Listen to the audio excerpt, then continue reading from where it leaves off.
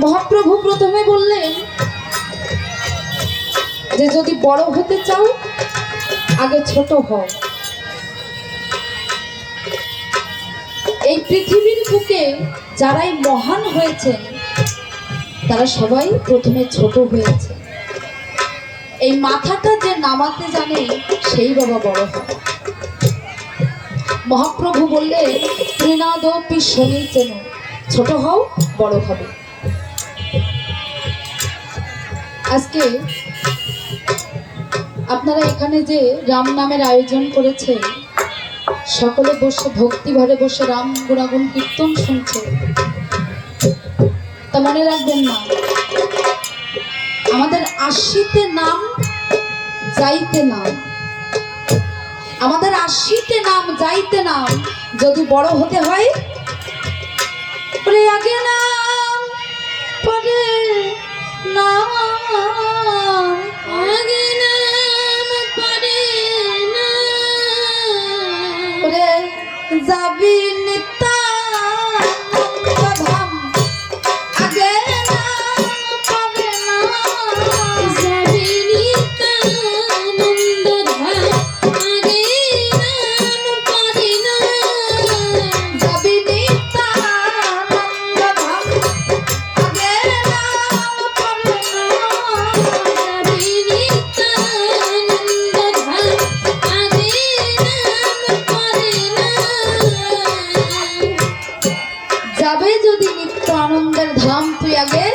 না।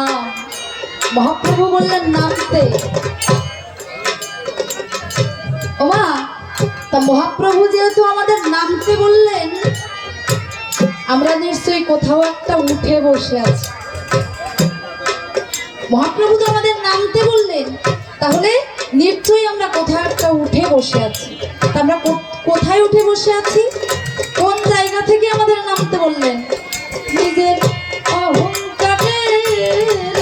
হতে তুই আগে নাম পরে নাম, অহংকারের আসন হতে আগে নাম পরে নাম, অহংকারের হতে আগে নাম পরে নাম, অহংকারের আসন হতে আগে নাম পরে নাম।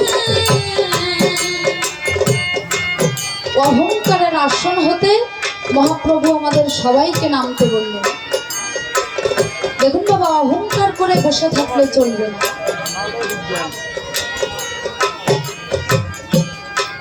আমাদের সংসারে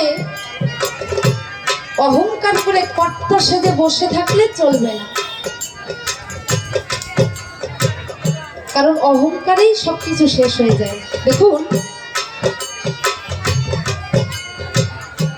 অহংকার করে যিনি কোটি কোটি টাকার মালিক অহংকার করে বসে আছেন, তার 1 টাকার ঘুমের ওষুধ না খেলে ঘুম আসে না।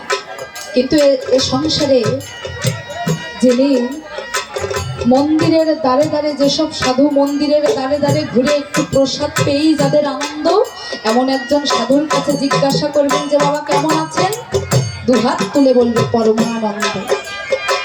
তাই বলছি বাবা, অহংকার করে কর্তা সেজে বসে থাকলে চলবে না, কারণ যে ধনে হইয়া ধনী মানি রে মানো না মানি, সে ধন পরম ধন্য। এ ধন যৌবন পুত্র পরিজন, ইথে কি আছে পরতি তোলে, কমল দল জল জীবন টলমল। গ্যারান্টি নেই বাবা, এই জীবনের কোনো ভরসা নেই। কমল দল জল জীবন টলমল, ভজ হু হরিপদ নিতরে। আমাদের সদা সর্বদা হরিপদে নিজেদের নিয়োজিত রাখতে হবে। তাই মহাপ্রভু আমাদের বললেন অহংকারের আসন হতে আগে নামতে। আমাদের যেহেতু নামতে বললেন বাবা, অহংকারের আসন হতে আমাদের নামতে বললেন, তা আমরা যে নামবো, নামার জায়গাটা কোথায়? কোথায় নামবো আমরা?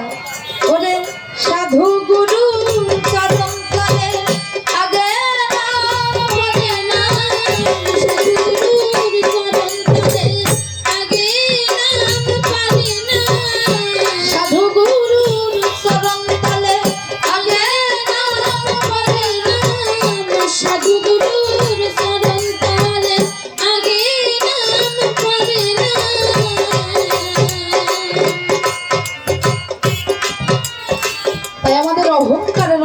হতে ওই সাধু গুরুর চরণ তলে লুটিয়ে পড়তে হবে। দেখুন মা,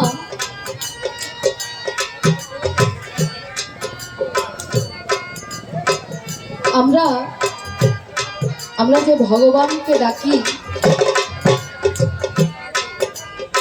আমাদের প্রথমে নিজেদের ভালোবাসতে হবে, নিজেকে ভালোবাসতে হবে। কারণ প্রত্যেকের মধ্যে আমার ভগবান বিরাজ করে, তাই না মা? প্রত্যেকের মধ্যে আমার গোবিন্দ বিরাজ করে। তা আমরা সেই গোবিন্দকে নিজের মধ্যে না খুঁজে বাইরে খুঁজি। সবার হৃদয়ে একটি কারাগার রয়েছে, আমাদের প্রত্যেকের মধ্যে একটা কারাগার রয়েছে, যার নাম হৃদয় কারাগার। ভগবান না থাকলে কারাগার অন্ধকার। ভগবান শ্রীকৃষ্ণ যখন কংসের কারাগারে আবির্ভূত হয়েছিলেন, অন্ধকারময় কংসের কারাগার হয়েছিল আলোয় আলোকিত। ঠিক তেমনি কোনো ভাগ্যবান ভাগ্যবতী যদি কোনো কৃপা গুণে একবার সেই নন্দের নন্দন, সেই কলিকালের সচিসুত গৌরাঙ্গ মহাপ্রভুকে তার অন্তরে ধারণ করতে পারে, সেই ব্যক্তির অন্তরের সকল অন্ধকার আলোয় আলোকিত হয়ে যায়। হরি বল হরি। তাই আমরা নিজের মধ্যে আগে ভগবানকে খুঁজব। কারণ ভগবান কোথায়? ভগবান আমার এই হৃদয়ের মাঝেই লুকিয়ে আছে।